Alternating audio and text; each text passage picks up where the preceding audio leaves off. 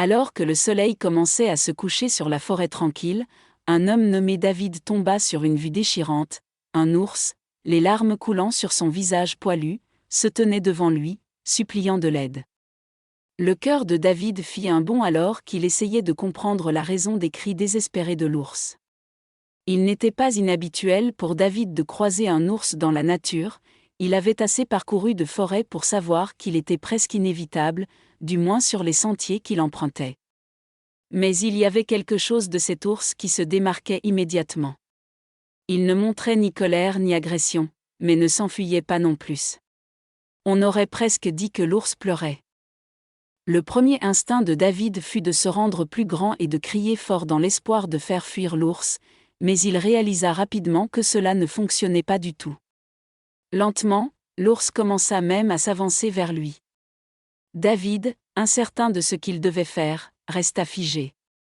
Il savait qu'il était une mauvaise idée de fuir, alors il attendit simplement le prochain mouvement de l'ours.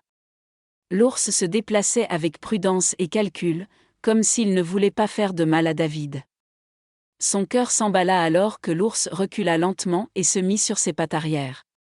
L'ours grogna, mais pas assez fort pour effrayer David.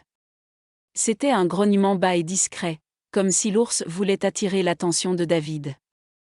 David savait qu'il y avait quelque chose chez cet ours qui ne lui semblait pas normal. Il était désormais sûr que l'ours voulait qu'il le suive, alors David obéit. Il commença à marcher vers l'ours, et dès que celui-ci remarqua que David s'approchait, il commença également à avancer. Alors qu'il descendait le sentier, l'esprit de David était en émoi. Et si l'ours le trompait et qu'il était en réalité en route vers la mort de David ?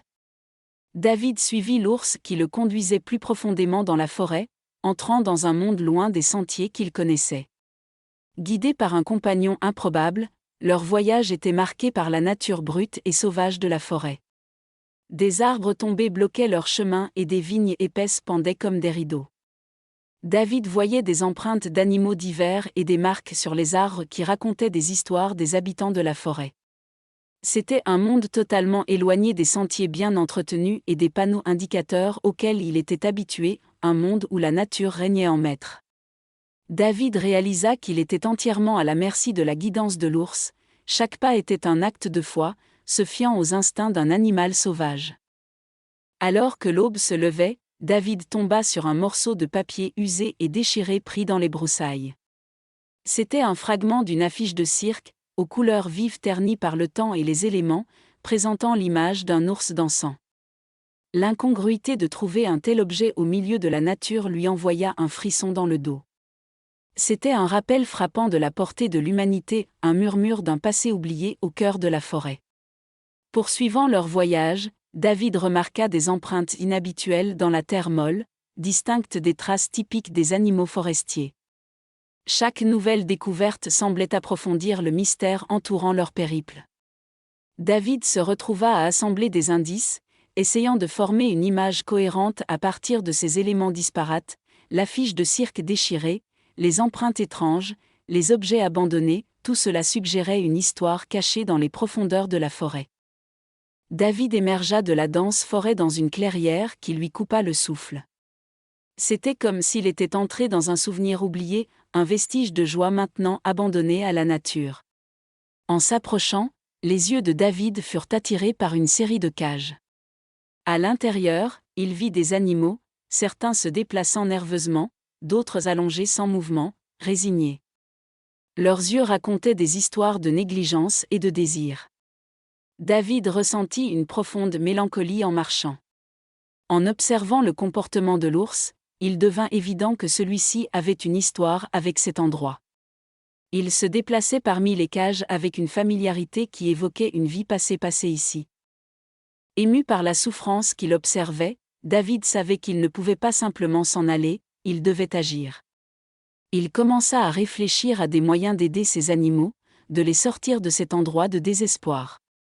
David vérifia son téléphone pour voir s'il avait un signal, espérant contacter des services de sauvetage animal ou quiconque pourrait aider. Il arpentait la clairière, tenant le téléphone haut, désespéré de trouver juste assez de signal pour passer l'appel. Finalement, Une connexion faible fut établie, et David transmit rapidement l'urgence de la situation, sa voix mêlant désespoir et détermination. La voix de David était stable mais pressante alors qu'il décrivait l'emplacement et les circonstances désastreuses du cirque abandonné et de ses animaux captifs. Alors que David terminait l'appel, le signal du téléphone vacilla et s'éteignit, le laissant de nouveau dans le silence. Il fixa l'écran, espérant contre tout espoir que son message avait été suffisamment clair et que de l'aide viendrait. Tout au long de la nuit, l'ours resta près de David, une présence silencieuse et vigilante. Lorsque la première lumière de l'aube perça à travers les arbres, David entendit le son lointain de véhicules approchant. Son cœur bondit d'espoir. Bientôt, un convoi de véhicules de secours apparut, dirigé par des conservateurs de la faune et des forces de l'ordre. Le soulagement déferla sur David alors qu'il saluait l'équipe. Ils évaluèrent rapidement la situation, leur expression mêlant choc et détermination, alors que l'opération de sauvetage commençait. L'équipe découvrit le sombre passé du cirque abandonné. Des anciens dossiers trouvés sur place révélèrent ces opérations illégales, y compris le braconnage et le commerce illicite d'animaux exotiques. L'ours, expliqua David, l'avait conduit ici, révélant un secret qui avait longtemps été caché dans les profondeurs de la forêt. L'histoire sordide du cirque, désormais exposée, peignait un tableau sombre d'exploitation et de cruauté qui avait été ignoré pendant des années. David participa activement à l'opération de sauvetage, aidant à apaiser les animaux alors qu'il était libéré. Il aida l'équipe à déverrouiller les cages et à fournir des soins immédiats. Chaque animal, de l'ours au plus petit singe, fut soigneusement examiné et traité. Le cœur de David se gonfla d'un mélange de tristesse et de soulagement alors que chaque animal était libéré, leur premier pas vers la liberté étant un moment poignant de triomphe sur leur passé tragique. La découverte du cirque abandonné et l'opération de sauvetage qui suivit attirèrent rapidement l'attention des médias. Des journalistes et des équipes de télévision arrivèrent, documentant le déroulement dramatique des événements. Les interviews avec David et l'équipe de secours soulignaient le sort des animaux et les activités illégales du cirque.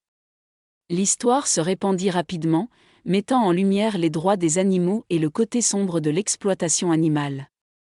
Cela devint un sujet de conversation, suscitant l'émotion publique et le débat sur la question. À la suite du sauvetage, des enquêtes sur les opérations du cirque suscitaient une conversation plus large sur le bien-être animal et la conservation.